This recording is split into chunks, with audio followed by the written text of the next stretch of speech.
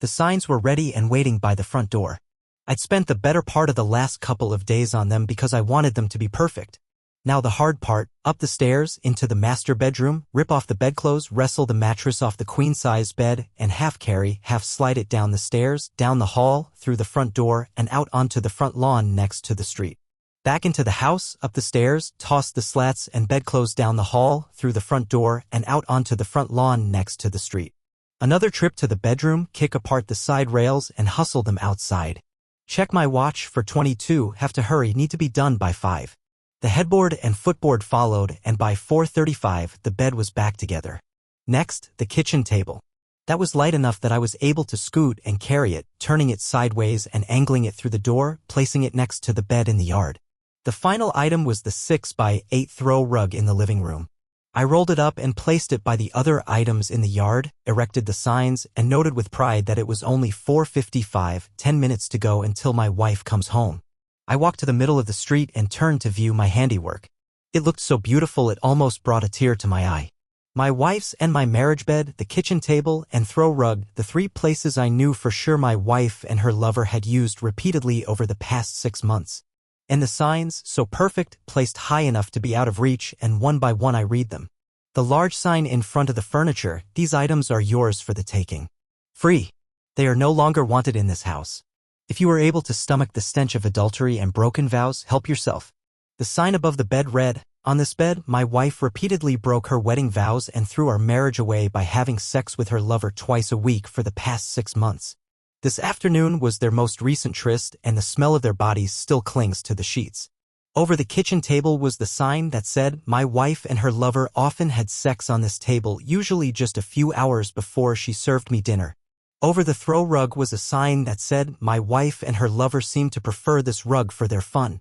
To each sign I had stapled a 17 by 24-inch photo of the adulterous pair consummating their union on the appropriate piece of furniture. There was a 5th sign, fixed slightly behind the table, which read, my wife's lover is her boss, Greg Allen of Mitchell, Price, and Allen Realty. He's married and has 3 children. I don't think his wife knows about any of this, but she soon will. For 57, just in time, she would be home any minute. I turned and looked around me and found a group of neighbors already gathering to watch what I was doing. Several cars had stopped, and more than one person was talking on a cell phone, either calling their friends to come take a look or calling the police to have me arrested for fostering public indecency. I casually waved to the assembling group and walked into the house, closing the door after me. At precisely 5:05 p.m. I saw my wife's car turn the corner at the end of the block and immediately slowed down, seeing all the people gathering near our house, looking at something on our lawn, and talking and laughing among themselves. Slowly, she drove to the house we'd shared for the past 10 years and stopped in front, staring at the sight of the furniture and the signs in our front yard, paying, I'm sure, special attention to the large photos of her and her boss, Greg Allen, having sex. Their faces masks of lust and pleasure. Even through her car window and the window of my house, and with all the conversation of the 40 or 50 people standing around gawking, I still heard her scream, no, oh God, no. Finally, her eyes moved from the signs to the front window of the house where she saw me standing. We stared at each other. She looked grief-stricken, her face an ashy white. I could see tears falling down her cheeks. She seemed to be asking me why. I had the same question for her. I watched her for a few seconds, then turned away from her, closing the curtains behind me. I guess at this point I should explain how my wife Sherry and I arrived at this tragic place. My name is Jack Meyer. I met Sherry in college our junior year. A mutual friend suggested we get together, and when we met for the first time I was smitten. Sherry wasn't a beautiful woman in the classic sense, but she was so damn cute and sexy.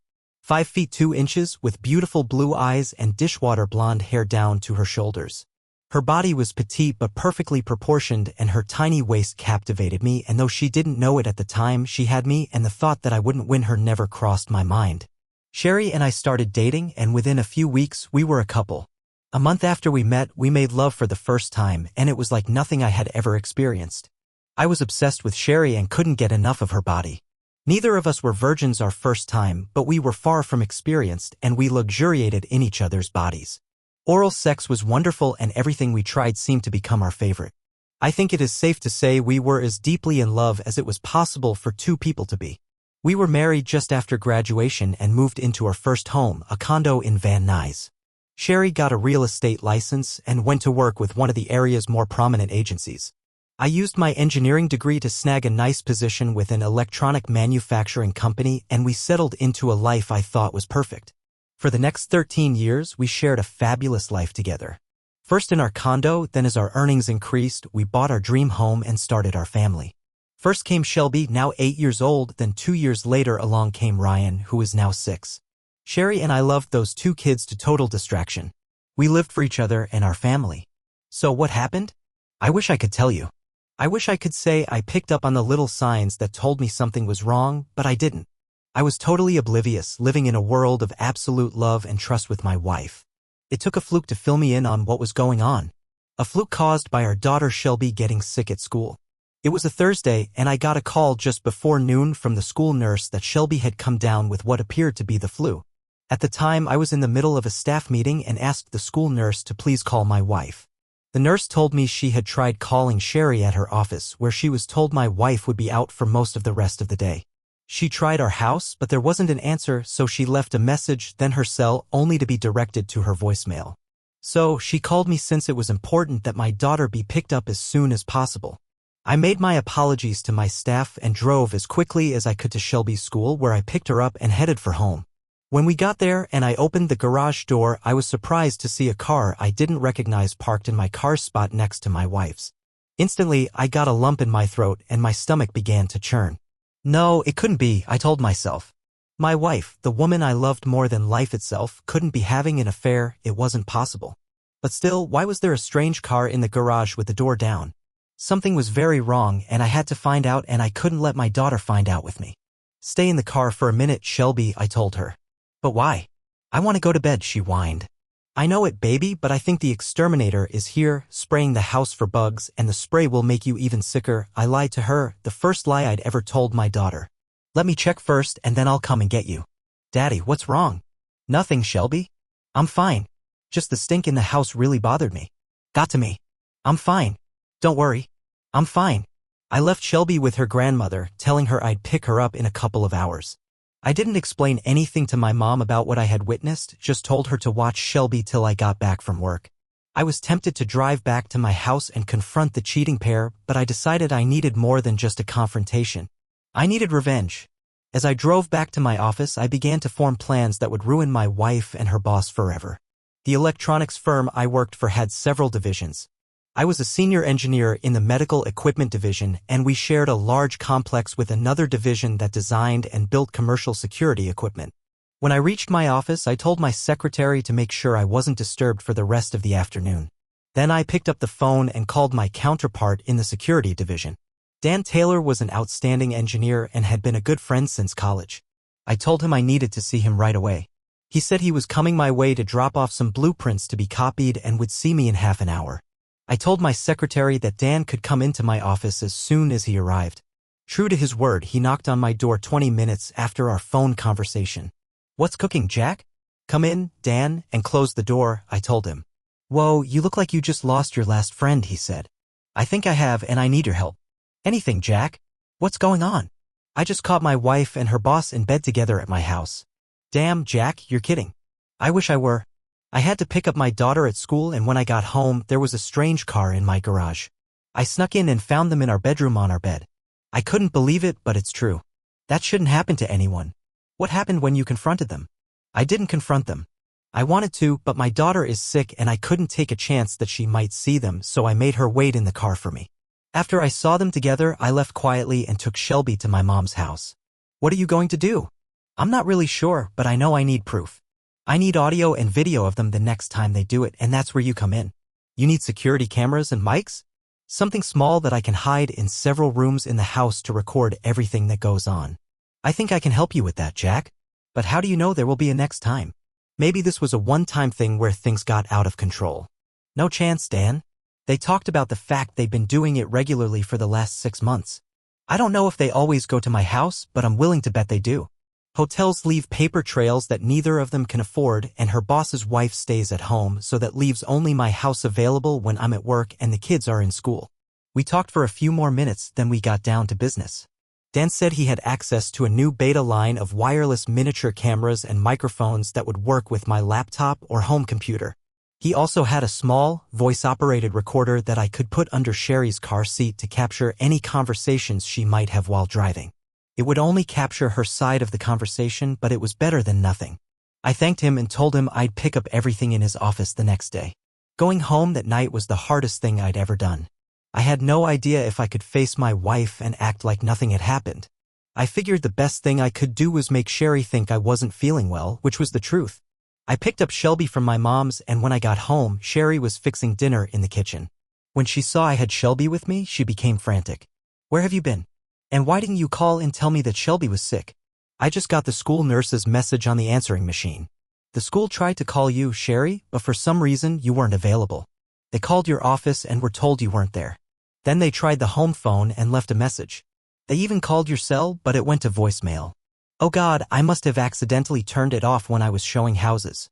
I didn't have a minute to myself all day." "Yeah, I'm sure of that," I thought. "Too busy with your boss to be bothered with your daughter." Sherry hugged Shelby and told her how sorry she was, then helped her to her bed. My wife may be a total witch, but she does love her kids. I was the one that appeared to be the impediment to her happiness. Well, that was going to change, and very soon. Sherry got our daughter to bed and came back to the kitchen to fix soup for her and finish making dinner for the rest of us. "I'm not feeling well either," I told her. "I think I'll sleep in the guest room tonight just in case I'm contagious." Sherry felt my forehead. "You do feel a little clammy, honey, and you look pale." Yeah, I thought, pale and clammy, that's what happens when you catch your wife having sex with another man in your bed. I didn't answer her, just turned and climbed the stairs. I went first to the master suite. I hated to go in there, but I needed my shaving gear, toothbrush, and clothes for work the next day, so I forced myself to enter the room. A window was open, the smell of sex was gone, and the bed was made. She must have changed the sheets. It killed me to look at it. All I saw in my mind was her boss having sex with her while she told him how good it was and that she belonged to him and him alone forever. Anger rose inside of me like a wave, but I forced it down. I had to remain calm until I could bring the fires of hell down on both their heads, and I would. That was a guarantee. I would. I gathered the items I needed and went to the guest bedroom, closing the door behind me. I stripped down to my skivvies and climbed into bed. My body felt wooden. I wanted to cry, but I forced it down. I had a mission to complete, and I couldn't allow emotions to get in the way. For hours, I lay there in the dark, with sleep eluding me. My wife came into the room after she'd fed the kids and put them to bed. I feigned sleep. She touched my forehead with the palm of her hand and then left the room, closing the door behind her. Sherry always took the kids to school, so I got up early, showered, and left the house before she got up. I'm sure that seemed strange to her, but I would just tell her that I needed to make up for the lost hours yesterday when I was feeling ill. Frankly, I didn't care what she thought at this point. I just wanted out. Out of what I thought until yesterday was a beautiful marriage built on lifelong loyalty, honesty, and commitment. How tragically wrong I was. I got to work before any of the office staff arrived, made a pot of coffee, and started laying out my plans. I knew I would need to cancel our joint credit cards, transfer half our joint checking and savings accounts into another bank under my name only. I would change my will, life insurance, and 401k beneficiaries, removing Sherry and naming only Shelby and Ryan. It seemed so little to have to do to dissolve the last 13 years of my life. It should be harder, and deep inside, I figured at some point it would be. I also knew I needed to find a good divorce attorney to try to keep Sherry from raking me over the coals. This was a no-fault divorce state, so adultery wouldn't play into the financial settlement. It might, however, help me get to keep my kids. Sherry had proven how unimportant I am in her life, but she was a good mom, and I didn't want to keep her away from her children. I just wanted joint custody so I would remain an important part of their lives too. I tried with all my might not to think about our love life and how humiliating it was to hear my wife tell her lover how superior he was to me in every way. I knew if I allowed myself to dwell on that right now, I would start to doubt myself, and I couldn't do that just yet. That I knew would come later, and when it finally hit me, it would likely destroy me. With my list finished, I called Dan's office. He was there and told me he'd have everything I needed by noon. He'd even come with me to help me install everything and make sure I knew how to use it. I tried to concentrate on getting some paperwork off my desk when my cell phone rang. I could see it was Sherry, so after 3 rings, I answered it. Her voice never failed to make me feel warm, but this time, the warmth was just a precursor to burning anger. "Hi, baby. How are you feeling?" she asked in her most loving voice. Still a little sick to my stomach, I told her. If she only knew how sick. I'm worried about you, honey. You left this morning before I could check on you. Yeah, I have a lot of things I need to take care of and not a lot of time. So I came in early. Please, Jack, take care of yourself. I don't know what I'd do if something happened to you.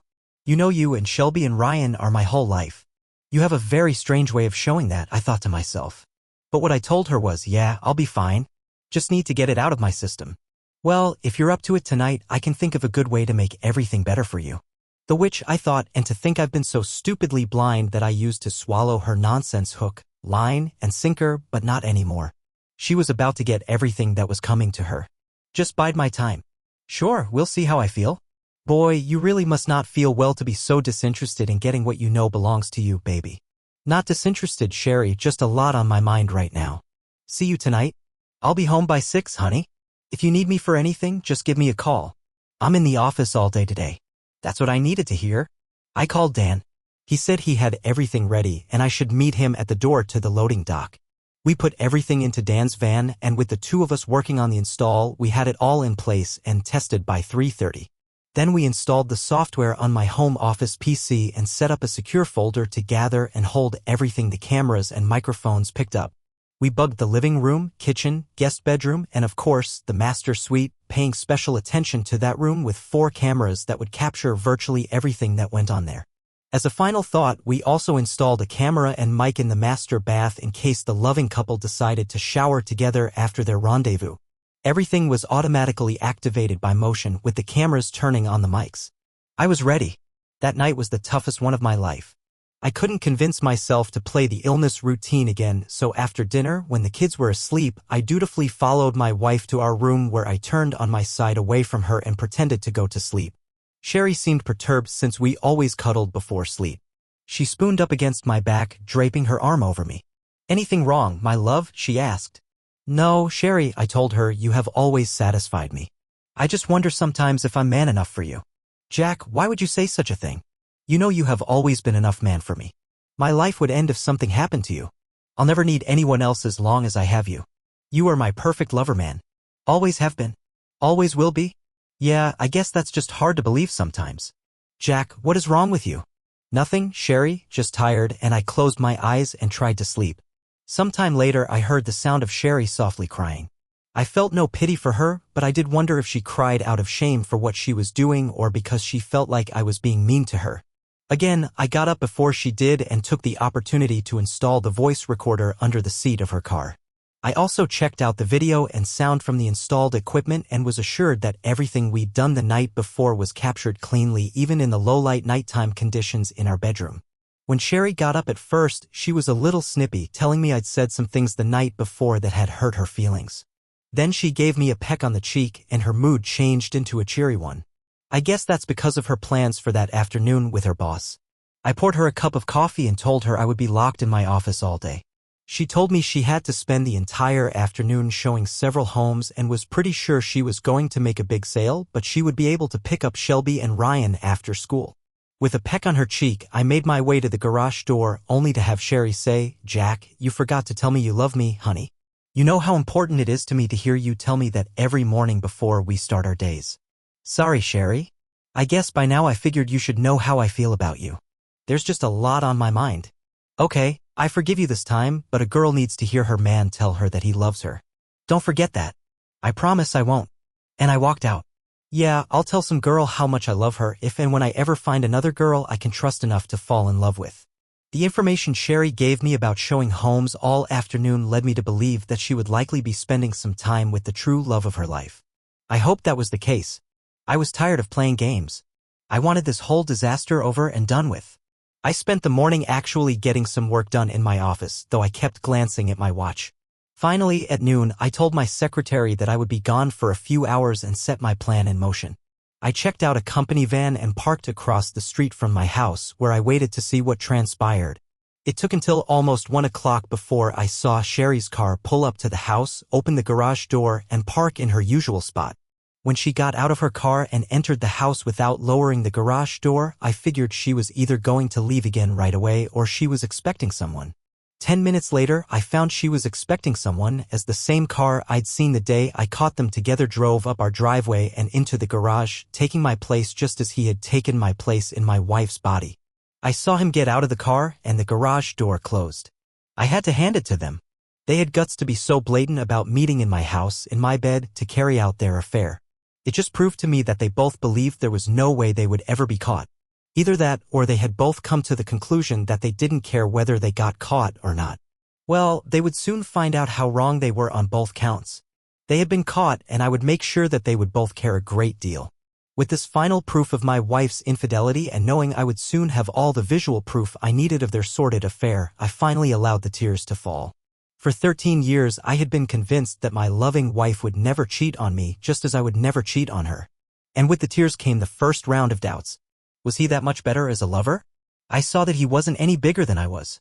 Maybe he was better looking, though neither of us would win any stud awards. Why would she willingly take the chance on destroying our marriage and his marriage too, since she had to realize there was no way I would not tell his wife exactly what the two of them were doing? I so desperately wanted to walk into the house and confront them. But why? What would that accomplish? I'd catch them in the act. But hell, I'd already done that once, though they weren't aware of it. Would I feel better by beating the crap out of her lover? Yes, but I'd likely go to jail because of it, and frankly, by this time, neither one of them was worth it. My only worry was how all of this horror would affect my kids and his kids too, since I was prepared to destroy him just like he had destroyed me. By 2:30, they must have finished because the garage door opened and her lover backed his car out and left. 15 minutes later, my wife did the same thing, closing the garage door behind her. I knew she would return home with the kids by 3:30, so I hurriedly parked in the garage and made my way to my home office. I didn't want to take the time to review all the footage the cameras had recorded, just wanted to make sure the evidence I needed was safely on my hard drive. After 10 minutes, I'd seen enough. It wasn't a total repeat of the last time they were together, but it was graphic as hell. They'd started out having sex on the kitchen table where I ate my meals. They laughed about how many times they'd done it there, wondering if I'd ever figure out that I was eating on the same exact spot where he had sex with her so many times. After that, they moved to our bedroom, but not before her lover suggested doing it in my daughter's room just for a change of scenery. My wife had a fit about that, telling him absolutely not. It was bad enough that she let him rub her husband's face in it, but her kids' rooms would always be off limits. At least she seemed to have a few principles, just not where I was concerned. In the bedroom, they started again. I noticed neither of them ever said they loved each other, but my wife did continue to tell her boss he was by far the best lover she'd ever had. As a final act, though I couldn't immediately understand why, they moved to the throw rug by the fireplace in the living room where he did her again. Once they were done, I found it odd that she didn't take the time to change the sheets, but I figured she would do that when she brought the kids home at 3:30. That left her plenty of time to air the room out and clean the evidence, since I seldom got home before 6. Knowing the evidence I needed was secure inside my hard drive, I shut the system down and left the house without even bothering to check out the mess I assumed was still present on my marriage bed. I'd seen enough, and even though my heart was hardened against my wife, I still felt sick inside. A sickness that was soon replaced by a burning anger and hatred. I think I actually smiled, knowing the hell I was about to bring down on both of their cheating heads. I returned to work and filled Dan in on everything I'd seen and heard. Like me, he still couldn't understand how a wife as supposedly loving as Sherry could do what it was now perfectly clear she was doing. Not only had she shattered our sacred vows to each other, but she'd gone out of her way to heap as much humiliation as possible on me to her lover, always letting him know he was a better lover, more of a man, the only person who could complete her. All those thoughts sank my soul into a deep abyss of pain and despair I knew I had to climb out of so I could finish my task of destroying both of them. I needed to find a good divorce lawyer, and Dan suggested I contact the law firm the company used to see if they could suggest anyone. I talked to one of the corporate lawyers I knew in the firm, and he gave me 3 names of divorce lawyers he knew had successful records in protecting husbands' rights. The first one I called was getting ready to retire and wasn't taking new clients. But the second one said he'd make time for me the next afternoon at 3. That taken care of, I resolved to take care of canceling credit cards, changing beneficiaries, and moving money around the next morning. When I got home that night, Sherry was in the kitchen fixing dinner while the kids did their homework in their rooms. She was wearing a yellow sundress and she looked beautiful, and for a minute I thought my heart would break all over again. She was smiling and seemed so happy. I figured it was her usual post-afternoon delight good mood. "Hey baby, how's my man?" I hope you had as good a day as I did, she told me, actually causing my eyebrows to rise in surprise. My day was interesting. Not that good, really, but I did discover several interesting things I wasn't aware of. Why was yours so great? I asked, knowing full well exactly why she was in such a good mood. I'm sure having sex with the world's greatest lover will make your day. I made a sale, she said. First one this week, but I think there might be another one on Thursday when I show some more homes. I guess this must have been your lucky day, I told her with less than great enthusiasm. Anything else special about today? Meet any interesting or special people? I asked. She gave me a strange look. No, honey, just the usual. Work to get through my day so I can come home and be with my family. You know that's where my heart is. I nodded my head. I also know where your body is, or at least where it was, I thought as I headed up to our bedroom to change clothes. While I changed, I noticed that the sheets had been changed and the room aired out. There was still water on the shower floor, and I mentioned that to her when I returned to the kitchen. Did you shower sometime this afternoon? She physically jumped at my words and turned to me, a guilty look on her face. No, of course not, silly. Why would I do that? I don't know, but there's water on the shower floor and it never stays there more than a few hours. Oh, the drain is probably clogging up again, she said. Maybe, but I just cleaned it out a couple of weeks ago. Maybe someone is sneaking into the house to have a tryst with their lover and they shower after they've had a really good session of sex, I said. This time she froze in place for several seconds. She didn't turn to face me, just kept facing the counter with her head down, then continued to pull lettuce apart for a salad. My Jack, you certainly have a vivid imagination coming up with something like that. Yeah, that's me, I said. Mr. Imagination.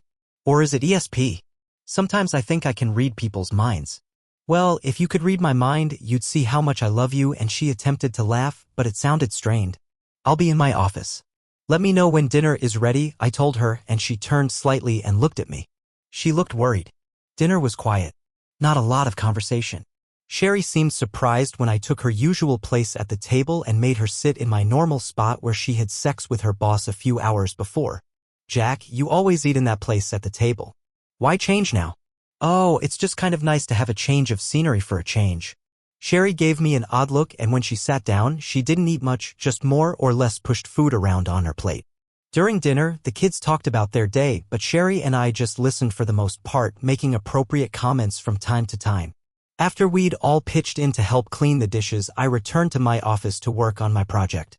I ran through footage from that day and picked out suitable still screens that I could turn into photographs, downloaded them to a photo file so that I could make large prints on my Epson T3000. Next, I carefully chose the wording for the signs I would create with the photographs. All that was left to do was see my lawyer to get the divorce started, get my finances in order, and wait till the next time my wife and her lover visited my house. When I finally went to bed that night, Sherry was already asleep, or at least pretended to be. I was pretty sure my actions that evening had given her something to think about. Not that it mattered. There was nothing she could do or say that would come close to changing my mind about divorcing her cheating self. And there was a slight bonus in the fact that I think I'd made her at least a little bit nervous. Today was Tuesday, and she'd mentioned that she thought she'd make another sale on Thursday. So I took that to be the signal that she and her lover would be getting together on that day. That would also be the day I destroyed them. The next morning, I again got up early, showered, and left before Sherry woke up. I had a lot to accomplish, and I wanted to give myself as much time as possible to get it done. My appointment with my lawyer wasn't until 3, so I had ample time to get all the financial things taken care of. My first stop was at HR, where I changed the beneficiary on my life insurance and 401k from Sherry to Shelby and Ryan. I got some strange looks from the woman who helped me, but I didn't feel like I owed her or anyone else an explanation for my actions. My next step was to cancel all our joint credit cards and get another made out in my name only. Then it was time to head to the bank, where I transferred half of the money in our joint checking and savings accounts to another bank in my name. I knew I should do something about our home, but I was pretty sure the courts would let Sherry stay there with the kids, so I postponed any action on that front until I'd had a chance to consult with my lawyer. At 3, I met with my lawyer and found him to be a likable enough guy. He warned me that since we were in a no-fault state, I could expect her to get custody of Shelby and Ryan, and I'd lose the house and half of everything else to my wife, even if I had proof of her infidelity. I told him how I wanted him to write up the petition, and when he told me I'd never get away with taking almost everything from her, I told him not to worry. I was pretty sure I could convince her to go along with whatever I wanted. He wasn't happy, but he bowed to my demands, telling me he would have everything ready to have her served Friday morning. I also had him prepare papers to file against her boss and the company he was part owner in for purposefully destroying my marriage. Those papers were also going to be ready by Friday morning. I was set. When I got home that night, I was cool towards Sherry. Frankly, I'd had it and just wanted the whole thing over with so I could get on with my life. I knew there was a ton of pain and sorrow still to come, but I understood there was no turning back. Anyway, I'd finally be sharing the pain and suffering with my unfaithful wife and her despicable lover. After a quiet dinner with little conversation, I retreated to my man cave, printed the photos of the lovers I was going to use, and created the signs, accomplishing everything without interruption. I also had time to write a letter to Greg Allen's wife, enclosing 4x5 prints of the big photos I was using on the posters and telling her I had plenty of video to supply her with in case she decided to divorce her husband like I was dumping my wife. Shortly after 11, I went to our bedroom to make sure Sherry was asleep, then made my way to her car, retrieved the voice-activated recorder from under her seat, rewound, and listened to what was on it. I was only getting one side of the conversations, and there appeared to be several actual business calls, but there was one that appeared to be to Greg. I love her. Thanks again for this afternoon. Me too. I always miss you after we're together. Yes. Oh my God, would a whole week together be heaven? Yes. Maybe we can before long. We can make up a real estate convention that we absolutely must attend. You'll give me enough to drive me crazy. Yes, baby? Only you. You know, if I didn't have to give Jack some sex every once in a while to keep him happy, I would be your exclusive property. Yes, baby? We're on for Thursday afternoon. I can't wait either. Bye, baby. I was surprised to find that what she said didn't hurt as bad as it had before. Maybe there was hope for me yet. Little did she know how soon she would be his exclusive property forever, and of course, the fact that I was one day away from destroying their sweet lives gave me a warm feeling. Revenge, I was discovering, was powerful medicine. I replaced the tape with a new one and placed the recorder back under her seat, where I hoped it would record evidence of her torture the next day when her world fell apart. I barely slept at all that night, not because I was heartbroken. I'd gone beyond that. No, I had trouble sleeping, anticipating everything I hoped would happen the next day. For the final time, I got out of bed while Sherry continued to sleep. I stood looking down at the woman who had been the love of my life, the mother of my children, the woman I expected to spend the rest of my life with. I felt tears coming into my eyes as I realized I had slept with her for the final time. Never again would I make love to her. Never again would we cuddle or talk about our future. We had no future, and as I turned and walked away from her, I wondered if she had any idea the price she was about to pay for turning against me. She probably didn't, but she'd soon find out. I showered and left the house, stopped for breakfast at a diner, then made a brief stop at work to let my secretary know I'd be out for the day. I called Dan and let him know what was about to go down. He wished me luck, told me to be careful, and to let him know how everything went. I made a quick stop at my lawyer's to make sure everything was ready to have my wife and Greg Allen served the next day. After that, I called my wife to tell her I would pick up the kids from school. My mom said since they had no school on Friday, she wanted them for the long weekend. So I'd stop by the house around 3:45 to pick up some clothes and take them directly over to Mom's. She thought that was wonderful and, using her sexiest voice, told me it would give us time on Saturday to spend the day in bed. Sure, I told her and hung up. I had gotten to the point where I just couldn't stand to listen to her nonsense. I took my time getting back to my house. By 12:30, I was parked around the corner waiting for the action to begin. My car was mostly hidden from sight, but I could just see any car that pulled into my driveway. I didn't need to see the garage door go up and down. My wife and her lover were predictable if nothing else, and I was aware of their routine. At 12:50, I saw Sherry's car turn into the driveway, followed 5 minutes later by Greg Allen's. The bait was taken, and I was ready to reel them in. I should have felt pain knowing that my wife and her boss were having sex with each other in my marriage bed while I sat around the corner waiting for them to finish, but she'd lost her ability to hurt me. I couldn't believe how calm I was as I pictured in my mind all the things I knew they were doing together. It was almost like remembering a cheap porn flick. One with very little plot, but one bang-up ending. At 10 till 3, I saw Greg Allen's car back out of the driveway and leave. 10 minutes later, Sherry followed. Sweet? I noticed as she drove away that she was applying new lipstick. As soon as they were gone, I drove into my garage and closed the door. I had work to do and not a lot of time to get it done. I went to my office and checked the tape from that afternoon's session. It was all there. The insults were there too, about how much better he was at sex than I would ever be. There was a difference this time, though. This time I didn't care. After I made sure the footage was safely downloaded onto my hard drive, I spent the next 10 minutes taking all of my handmade signs with their photographs up the stairs, placing them by the front door where they would be handy. Next, I packed a toothbrush and some clothes for Shelby and Ryan and put them in my car. The only regret I had about what I was about to do was how much pain I was about to cause the two children I loved more than anything in the world. I took comfort in the fact that I had not caused the pain they would soon feel when they realized their mom and dad were no longer together. No, that responsibility lay firmly on their mother's head. She was the one that chose to have a lengthy affair and completely destroy her family. At 3:15, I drove to their school and was there to pick them up when the final bell rang.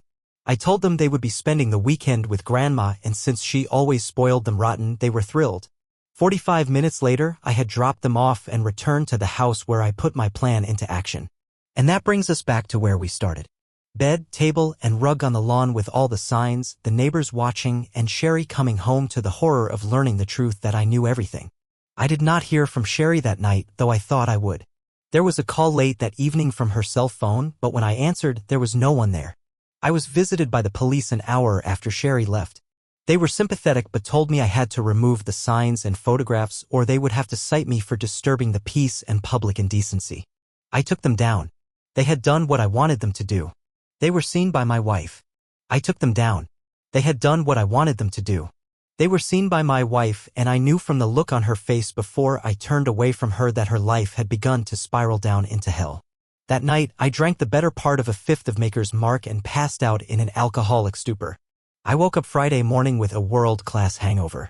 But in spite of that, I still felt a sense of power. Yes, I was sad and lonely, but I knew I'd had the strength to bury my anger and hatred long enough to exact my revenge against my faithless wife and her lover. Around noon, I opened the front window curtains and saw that the rug, kitchen table, and bed were gone. The only things left were the mattress and sex-stained sheets. I'd haul those away or burn them later, I thought. The rest of the morning was uneventful, but by 3 in the afternoon, all hell began to break out. I was sure that Greg Allen's wife would have received the letter and photographs that morning, and my lawyer had called me to let me know both Sherry and Greg Allen and his partners had been served at work. He said he was there when they were served, and Sherry screamed and fell to the floor, sobbing, while Greg Allen totally ignored her as he stomped around the office calling me names, threatening to kill me. His partners, however, locked themselves behind closed doors for 15 minutes before returning to hand Sherry her final check and telling her that her services were no longer required. They also handed Greg a check for his share of the partnership. When he told them he had no intention of selling to them, they quoted to him the section of their corporate bylaws concerning morality and sexual fraternization with staff members. The section plainly gave them the mandate and right to sever all relationships with him and his mistress. At the same time, the front desk receptionist told him that his wife was on the phone demanding to speak with him. She had gotten the letter and photos I'd sent, and she wanted to tell him not to bother coming home and to let him know that she would be filing for divorce the next day. I later learned from the husband of one of the women that worked at the agency that after Allen was escorted from the building, everyone turned their backs on my soon-to-be ex-wife, and she lay on the floor for a good 30 minutes, sobbing and moaning. At some point, she apparently pulled herself together enough to leave the building, but no one was sure where she had gone. The next day, I finally got a call from Sherry. She sounded horrible. She wanted to know where the children were and if they knew. I told her they were safe at my mother's place, that they did not know and wouldn't hear any of the sordid details from me. She thanked me for that and then asked if she could come by and pick up some of her things, and I, of course, told her she could. All she had to do was tell me when, and I would leave for a few hours while she got what she needed. She wanted to know if I could stay and talk to her, and I told her I really had nothing to say to her, causing her to start sobbing again. "You know I'm sorry," she said. "You have to know how sorry I am, Jack, and that I never meant to hurt you." I couldn't help myself. I actually started laughing. "How in the world could you tell me you were sorry, Sherry, and you never wanted to hurt me? What did you think I'd do when I found out? Congratulate the two of you? I never wanted you to find out. I love you, Jack. I've never loved anyone but you." "I don't think you really believe that, Sherry. How could you? After telling your lover how much better he made you feel than I ever could, how he was the only man who could complete you, how every time I made love to you, all you could think about was wanting to have him inside you." "Jack, I never said those things. How could you think I would ever say those things to him?" "Because I have the recordings of you saying those things to him, Sherry, every word." telling him that if you didn't have to let me have sex with you every once in a while to keep me happy. I have it all, Sherry, every word, every shame you tried to place on my head to him, every degrading thing you could ever say about any man you said to your lover about me, your husband. I don't have anything to say to you, Sherry, and there is nothing you can say to me that would make even the smallest difference in how I feel about you. I love you, Jack. You have to believe that I've always loved you, only you. I don't know what made me say those things to Greg. You have to believe that I didn't mean any of it. I was just trying to build up his ego because he always told me how his wife was always putting him down. So let me get this straight. You constantly tore me down to him, belittling me and my pathetic efforts at lovemaking so you could stroke his ego and build him up because you felt sorry for him. Is that your story? You felt bad that his wife put him down, so you not only put me down but you had sex with him in every way possible for the last 6 months just to make him feel better about himself. Yes, Jack? I never meant to hurt you. I didn't mean any of it. If you didn't mean any of it, then why did you do it? I don't know, Jack. It just seemed dirty and I felt like I should be dirty with Greg. That's all it was with Greg. Fun and dirty sex. I had to keep it separate from what I had with you, which had to always be loving and clean. You really are one very sick puppy, Sherry. I'm amazed it took me so long to see it. Shame on me for being so blindly stupid. I don't love him, Jack. I love you. Please, Jack? If you can find it in your heart to give me a chance to make it right, I'll give you everything. I was so stupid. I only belong to you. Only you, Jack. You have to believe that.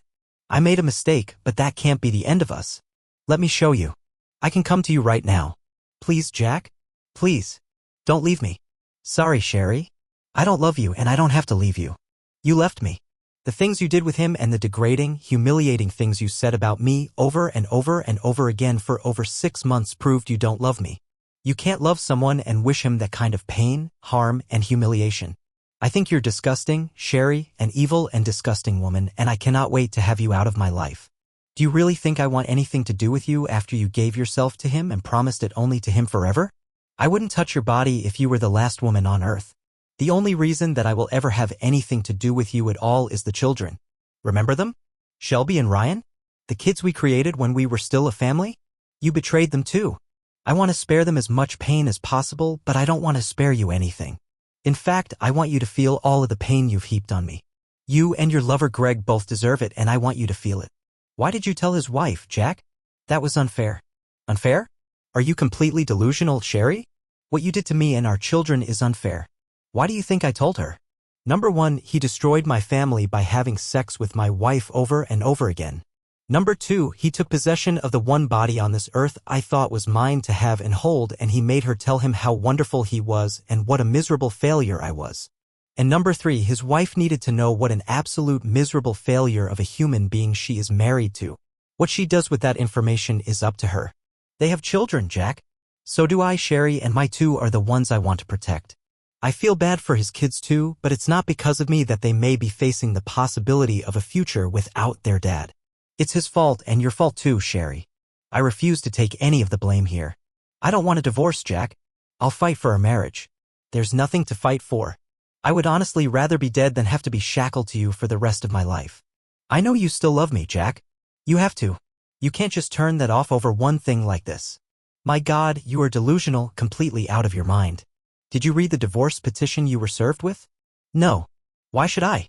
If you'll just listen to reason and let me make it up to you, there won't be any divorce. If you can't do it for me, at least do it for Shelby and Ryan. They need a mother and a father, Jack. They will always have a mother and a father. We just won't be married or living together in the same house. If you had bothered to read the petition, you would see that as long as you agree to joint custody for our children, you can stay in the house and have half of all our worldly goods. What isn't in the petition, but what I'm telling you now is that if you don't sign the petition and agree to the more than favorable terms I'm offering you, I will share the videos of you and your lover with every person you've ever known, including your parents, your sister, her children, and any other person I can think of. You wouldn't do that, Jack. You can't hate me that much. Oh, that's where you're wrong, Sherry. I can and I will, and there is nothing on earth that will stop me. Fight me and I will ruin your life forever. And yes, Sherry, I can hate you that much. Please, Jack, don't do this. Sign the divorce papers, Sherry. Please, Jack, let me make this up to you. No can do. Sign the papers, Sherry. Oh God, please. Sign the papers, Sherry. And I hung up on her. Sherry signed the papers and the divorce was final in 6 months. She lives with Shelby and Ryan in the home we used to share, and I live in a condo a few blocks away. We are in the same school district, so there was little interruption in the kids' schedule, though the pain of the divorce was felt by both of them. Shelby told me that their mother admitted she had made a bad mistake and our marriage couldn't get around it, but we both assured the kids that we would always be there for them. I have no idea what Sherry told her parents and sister about the breakup, but since they all still speak to me, I guess she didn't tell them I was to blame. As far as my mother is concerned, it was just something that neither Sherry nor I could get past. I did get a final chance to retrieve the audio recorder from Sherry's car, and the voice track was memorable. She'd called Greg on her way home and again thanked him for a wonderful afternoon, but she told him she thought I might be getting suspicious and suggested they cool things for a couple of weeks, just until she knew the coast was clear. Then when she pulled up to the house, she got confused, wondering what all the people were doing standing in the street, looking at our yard. Then when she saw the signs and photographs and realized what I'd done, her screams almost broke the recorder. As she drove away, she was sobbing and saying, "What did you do, Jack? What did you do?" And then I believe reality hit her like a bucket of ice water, and her story changed to, "Oh God, what did I do? No, God, please. What did I do? Please, God, make it all go away." She managed to call her lover, and when he answered, she screamed, "He knows, Greg. About us. Jack knows everything." And then just sobs for a very long time. It's over a year now since the fires of hell washed over all of us, and gradually I am starting to put the pieces together again. I still do not date and likely won't for a while yet. The thought of a repeat of what I just went through has me still very leery of getting into another serious relationship. Shelby told me that her mom had gone out on a date one time but came home crying, and as far as she knew had not dated again. Sherry found a job as a receptionist in a retirement village and has given up real estate, at least for the moment. I've never learned if she stays in touch with Greg Allen, and I don't care. Greg Allen and his wife are divorced and he has been unable to find a job. You see, even though I did not send the video of their intimate sessions to anyone Sherry knew, I was not as kind to Greg.